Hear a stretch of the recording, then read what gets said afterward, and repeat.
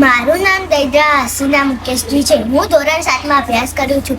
મારી શાળાનું નામ વાસની પ્રાથમિક શાળા છે. આજે હું તમને બધાને એક સુંદર વાર્તા કહીશ. વાર્તાનું નામ છે ઘમંડી મોર.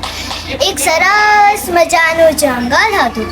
તે જંગલમાં એક ઘમંડી મોર રહેતો હતો. તે જંગલના પ્રાણીઓ પક્ષીઓને પોતાની સામે તુચ્છ સમજતો હતો.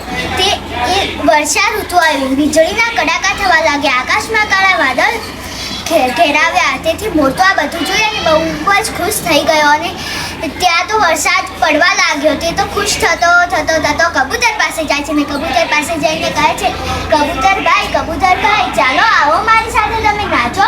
તેથી કબૂતર કહે છે, મોરભાઈ તમને તો ખબર છે ને મને નાચતા નથી આવડતું, તો તમે અહીંયાથી જાઓ. તેથી મોર કહે હસતા હસતા બોલ્યો, હા મને ખબર હતી, છતાંય થયું કે લાવો પૂછી જુઓ. પછી તે ત્યાંથી હસતો મજાક કરતો જાય છે મુરગીબેન પાસે જઈને ઉભો રહે છે અને કહે છે, મુરગીબેન આવો બહાર આવો, જુઓ કેવું સરસ મજાનું વાતાવરણ છે, આવો મારી સાથે નાચો. મુરગી કહે છે, તું આ જાણી જોઈને કહી રહ્યો છે, મને ખબર છે, તું અહીંથી જા, મારે દાણા ચણવા જવાનું છે.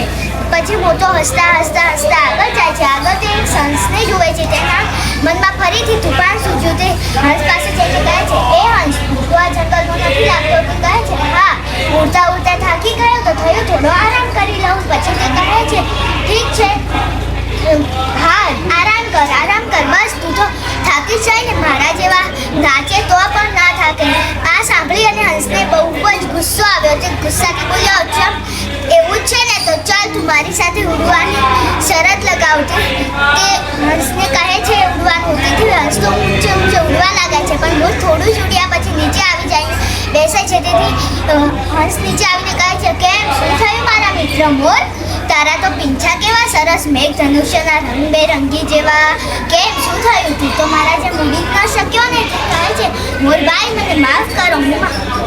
હંસભાઈ તમે મને માફ કરો. હું મારા પીંછા અને મારા રંગનો ઘમંડ દેખાવતો હતો, પણ હવે મને અહેસાસ થયો કે મારી ભૂલ છે. તેથી હંસ કહે છે કે હા, તને ચાલ તારી ભૂલ તો સમજાય. આપણને આ વાર્તા ઉપરથી એ શીખ મળે છે કે આપણે ક્યારેય લાલચ કરવી જોઈએ નહીં. ભલે આપણે સુંદર હોઈએ, ભલે આપણે સરસ હોઈએ, પણ આપણે આપણા પ્રતિભાવોનો ક્યારેય ઘમંડ કરવો જોઈએ નહીં.